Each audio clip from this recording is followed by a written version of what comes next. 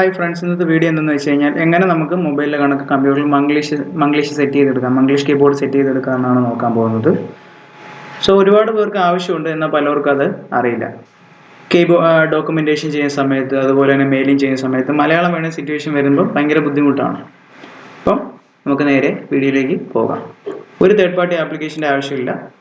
ഈ മെത്തേഡ്സ് നിങ്ങൾ ഫോളോ ചെയ്താൽ മതി. ആദ്യമേ നിങ്ങൾ സെറ്റിങ്സിൽ പോകാം. സെറ്റിങ്സിൽ പോയ ശേഷം ടൈം ആൻഡ് ലാംഗ്വേജ് ചൂസ് ചെയ്യുക. അതിനകത്ത് ലാംഗ്വേജ് ആൻഡ് റീജിയൻ സെലക്ട് ചെയ്യുക. ഇവിടെ എനിക്ക് കാണാനായിട്ട് സാധിക്കും your Windows license only supports one display language. കാരണം ഇവിടെ വിൻഡോസ് ഫീച്ചേഴ്സ് ആയിട്ടുള്ള സെറ്റിങ്സ്, ഫയൽ എക്സ്പ്ലോറർ, ഇതൊക്കെ നമുക്ക് ഇംഗ്ലീഷിൽ US മാത്രമേ കാണാനായിട്ട് പറ്റൂ. എന്നാൽ നമുക്ക് ടൈപ്പിംഗ് ലാംഗ്വേജ് ചേഞ്ച് ചെയ്യാനായിട്ട് പറ്റും. അത് നിങ്ങൾ പ്രിഫേർഡ് ലാംഗ്വേജിനകത്ത് ആഡ് എ ലാംഗ്വേജ് പോവുക. എന്നിട്ട് നമുക്ക് മലയാളമാണ് വേണ്ടത്. നിങ്ങൾക്ക് ഇഷ്ടമുള്ള ഹിന്ദി വേണോ ഹിന്ദി.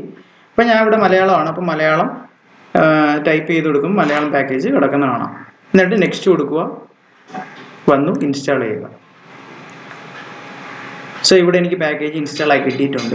സോ ചിലവർക്ക് താമസം എടുക്കും, കാരണം ഇൻ്റർനെറ്റിൻ്റെ സ്പീഡ് അനുസരിച്ചാണ് അത് വരുന്നത്. സോ അതിന് നേരെ 3 ഡോട്ട്സ് കാണാനായിട്ട് പറ്റും. അവിടെ ലാംഗ്വേജ് ഓപ്ഷൻ സെലക്ട് ചെയ്യുക.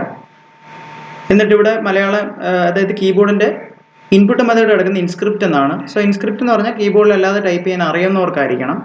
സോ അല്ലാത്തവർക്ക് മംഗ്ലീഷ് കീബോർഡ് പോലെ തന്നെ കിട്ടണം, സജഷൻസ് കിട്ടണം എന്നുള്ളവർക്ക് ആഡ് എ കീബോർഡിൽ പോവുക. മലയാളം ഫോണറ്റിക് സെലക്ട് ചെയ്യുക. കഴിഞ്ഞു.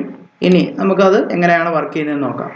ഇപ്പോൾ ഞാനൊരു ഡോക്യുമെൻ്റ് എടുക്കുന്നു, അത് ഓപ്പൺ ചെയ്യുന്നു. അതിനകത്ത് എന്തെങ്കിലും ഒന്ന് ടൈപ്പ് ചെയ്യാം. അപ്പം ആ ടൈപ്പ് ചെയ്യേണ്ട സമയത്ത്, മലയാളം വരുന്ന സമയത്ത് നിങ്ങൾ താഴെ നേരെ ഇവിടെ വന്നിട്ട് ഇംഗ്ലീഷ് എന്ന് പറഞ്ഞത് മാറ്റി മലയാളം ഫോണറ്റിക് സെലക്ട് ചെയ്ത് വെക്കുക. എന്നിട്ട് ഇപ്പം ഞാൻ എന്തെങ്കിലും ഒരു കാര്യം, അപ്പം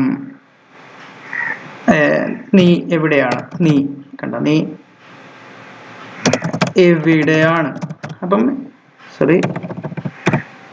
എവിടെയാണ്. അപ്പോൾ ഇത്രയേ ഉള്ളൂ സംഗതി. അത് സെലക്ട് ചെയ്ത് കഴിഞ്ഞാൽ പരിപാടി കഴിഞ്ഞു. സോ ഇത്രയേ ഉള്ളൂ. ഈ വീഡിയോ നിങ്ങൾക്ക് യൂസ്ഫുൾ ആയി കാണുമെന്ന് വിശ്വസിക്കുന്നു. അതുപോലെ തന്നെ ഇതുപോലെ ടിപ്സ് ആൻഡ് ടിപ്സ് വീഡിയോസ് ആയിട്ട് അടുത്തതിൽ കാണാം. So see on the next video. Please subscribe and share my channel.